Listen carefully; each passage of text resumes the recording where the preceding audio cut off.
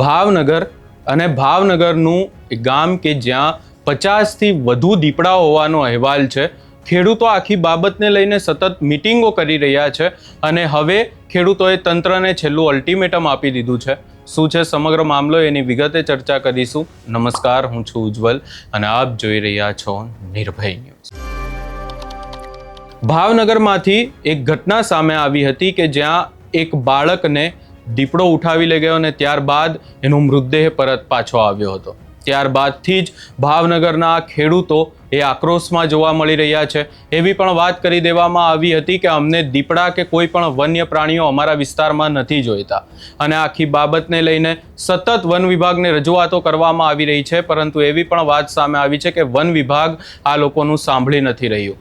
Meeting પણ ખેડૂતોની કરવામાં આવી અને હવે ખેડૂતો દ્વારા એક મોટી મીટિંગ બોલાવવાની વાત કરવામાં આવી છે. 10 તારીખે મહુવામાં આ મીટિંગ મળશે અને વન વિભાગની સામે અને જે દીપડાઓનો આતંક વધ્યો છે એની સામે સરકારને છેલ્લું અલ્ટિમેટમ આપવામાં આવશે એવી પણ વાત ખેડૂત આગેવાન દ્વારા કરવામાં આવી છે. વધુમાં આ આખી મીટિંગને લઈને ખેડૂત આગેવાન દ્વારા શું કહેવામાં આવ્યું એ પણ સાંભળી લઈએ.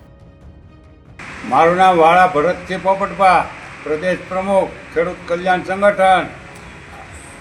મહુવા વડલી ભૂતનાથ મંદિરે આવતી તારીખ 11/8/2026 અને મંગળવારે સવારે ભૂતનાથ દાદાના મંદિરે ખેડૂતો, માલધારી, ખેતમજૂરો, પશુપાલકો વગેરેની એક હાઈ પ્રોફાઇલ મિટિંગ રાખેલી છે. એમાં મુખ્ય મુદ્દો એક જ છે કે ભાઈ હવે ભાવનગર, અમરેલી, ગીર સોમનાથ, જૂનાગઢ વગેરે જિલ્લાઓમાં સિંહ અને દીપડાઓએ આતંક મચાવ્યો છે. અમારા કિંમતી પશુઓને ફાડી ખાય છે અને માણસોને ફાડી ખાઈને બાળકો અમારા હાથમાં હોય ત્યાંથી ખેંચી જાય કે રમતા હોય ત્યાંથી દીપડાને સિંહ ખેંચીને ફાડી ખાય છે. એટલે હવે અમારે રેવન્યુ વિસ્તારમાં કોઈ પણ સંજોગે એને સરકારને, જંગલ વિભાગને જે કરવું હોય કરે. એને 1400 કિલોમીટરનો વિસ્તાર 1971થી સરકારે આપેલો છે. એમાં એના જંગલના પ્રાણી રાખે એવી એક જોરદાર માંગણી કરવાની છે. એટલે ભાવનગર, અમરેલી, ગીર સોમનાથ વગેરેના તમામ ખેડૂતો, માલધારીઓ, પશુપાલકો, ખેતમજૂરો વગેરેને હાજરી આપવા અમારું એક ભાવભર્યું આમંત્રણ છે અને આપણો હક અને અધિકાર મેળવવા માટે આ આપણે લડત લડવાની છે. એટલે તમે બધા મોટી સંખ્યામાં 11/8/2026 અને મંગળવારે સવારે 10:30 કલાકે મહુવા ભૂતનાથ મંદિરે હાજરી આપો.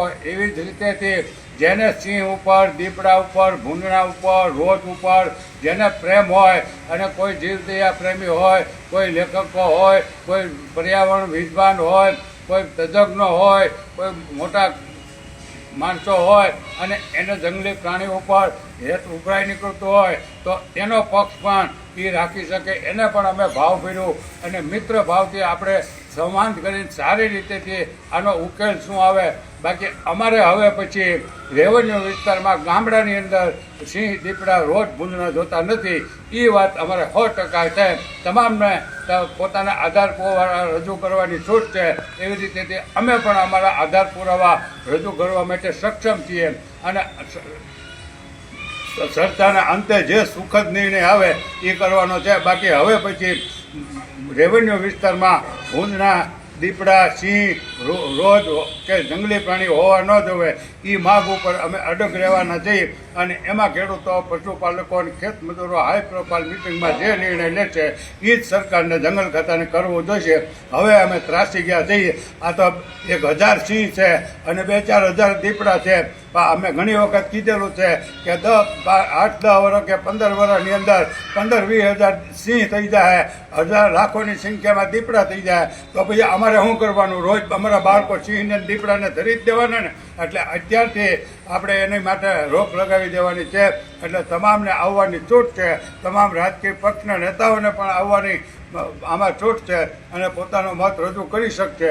હવે એટલે મોટી સંખ્યામાં ખેડૂતો, પશુપાલકો અને ખેતમજૂરોને અમે ભાવભર્યું આમંત્રણ આપીએ છીએ. 11 તારીખ જો ચૂક્યા તો આપણે ભાવ ચૂકી જવાના છીએ અને પછી રોજ આપણા બાળકોને, આપણા પરિવારના, આપણા મજૂરોને આપણે સિંહને દીપડાના મોઢામાં ધરી દેવાના રહે અને જંગલને ખાતું સરકાર એમાં પછી કાંઈ કરશે નહીં. એની કરતાં અત્યારથી સમજી જાઓ, સંગઠન શક્તિ બળવાન, એક જ ઝાટકે આપણે કામ પૂરું કરવાનું છે અને આવનારા દિવસોમાં સરકાર નહીં માને તો હું રણનીતિ ઘડવી એ આપણે ભૂતનાથ દાદાના ચરણોમાં શીશ નમાવીને નક્કી કરશું.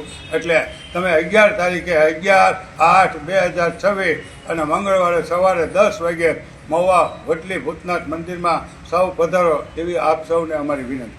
જય. અહીંયા એક અહેવાલ વન વિભાગનો એવો પણ સામે આવ્યો હતો કે વિસ્તારમાં 50થી વધુ દીપડાઓ છે અને આટલા બધા દીપડાઓ હોવા છતાં વન વિભાગ દ્વારા પાંજરા મૂકવામાં આવ્યા છે તમામ ગામડાઓમાં, પરંતુ હજી સુધી આ પાંજરાઓમાં દીપડા નથી પુરાયા અને વન વિભાગની સામે સવાલો પણ અનેક ઊભા થઈ રહ્યા છે. ક્યારે પણ દીપડાઓ એ વિસ્તારમાં આવી જાય છે, ખેડૂતોને હેરાન કરી રહ્યા છે, પશુપાલકો પણ હેરાન થઈ રહ્યા છે એવી બાબતો સામે આવી રહી છે અને વન વિભાગને લઈને હવે આ ખેડૂતો જ્યારે 10 તારીખે ભેગા થશે ત્યારે શું વાત કરવામાં આવે છે એ પણ જોવાનું રહેશે. આ સમગ્ર બાબતે તમારો શું અભિપ્રાય છે એ અમને કમેન્ટ કરી જરૂર જણાવશો ને અમારી ચેનલ નિર્ભય ન્યૂઝને લાઇક, શેર, સબસ્ક્રાઇબ કરવાનું ભૂલશો નહીં.